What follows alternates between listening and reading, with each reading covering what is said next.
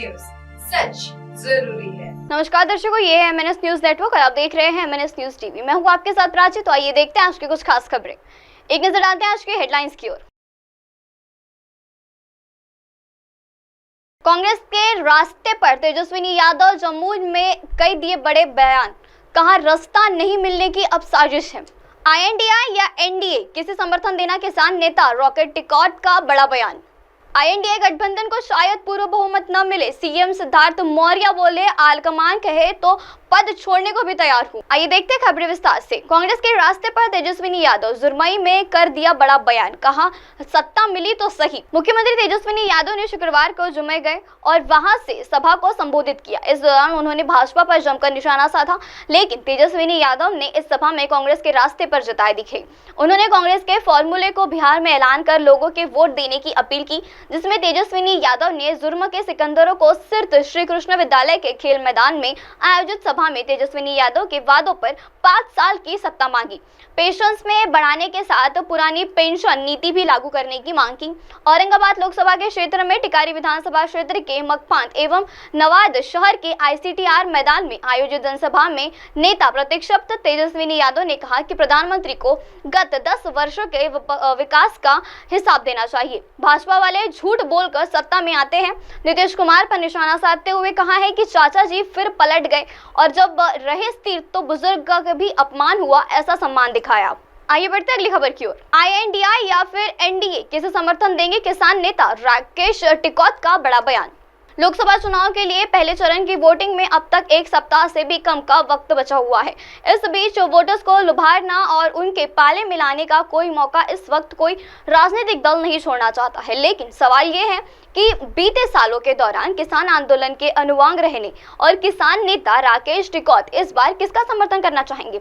दरअसल किसान नेता राकेश टिकैत गुरुवार को बिहार के चौसा में किसानों से मुलाकात करते हुए नजर आए। इस दौरान उन्होंने आगामी चुनाव को लेकर अपना रुख स्पष्ट कर दिया। उन्होंने कहा है कि हम ना तो इंडिया गठबंधन का समर्थन करेंगे और ना ही एनडीआई का समर्थन करेंगे। किसान नेता ने कहा है कि जिसको जहां मन होगा वहां वोट करेगा। हमारे आंदोलन का दोनों पक्ष का सहयोग मिला है।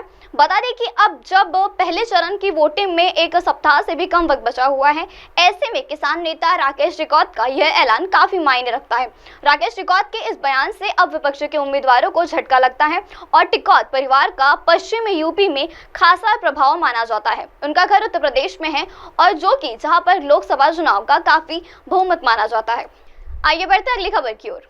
आईएनडीए गठबंधन को शायद पूर्ण बहुमत न मिले तो सिद्धार्थ मौर्य बोले आलकमान कहे तो पद छोड़ने को भी तैयार हूं। लोकसभा चुनाव को लेकर जारी प्रचार के बीच कांग्रेस नेता और कर्नाटका के मुख्यमंत्री सिद्धार्थ मौर्य ने बड़ा बयान दिया। मुख्यमंत्री ने कहा है कि यह भी कहा है कि अगर कांग्रेस आलकमान का आदेश होगा तो मैं सीएम पद को छोड़ने के लिए तैयार हूं। लोकसभा चुनाव को लेकर मुख्यमंत्री सिद्धार्थ मौर्य ने इंडिया गठबंधन को भले ही पूर्ण बहुमत न मिले, लेकिन एनडीआई को भी सरकार बनाने के लिए पर्याप्त सीट नहीं मिलेंगी। राज्य में लोकसभा चुनाव में कांग्रेस की संभावनाओं के बारे में बात करते हुए पार्टी के सिद्धार्थ मौर्य ने विश्वास जताया कि उनकी पार्टी कर्नाटका में 15 से 20 वोट और सीटें जीत पाएंगी।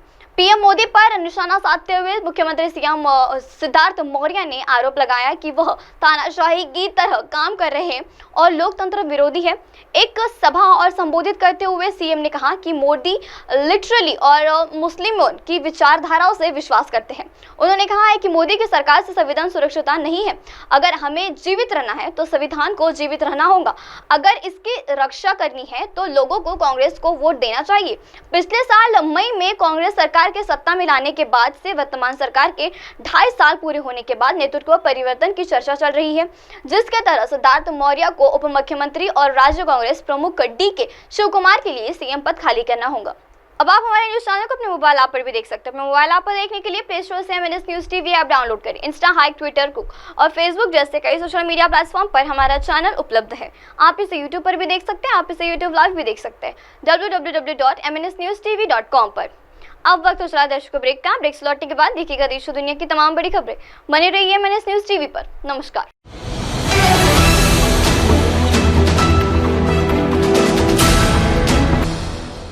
ये है एमएनएस न्यूज नेटवर्क और आप देख रहे हैं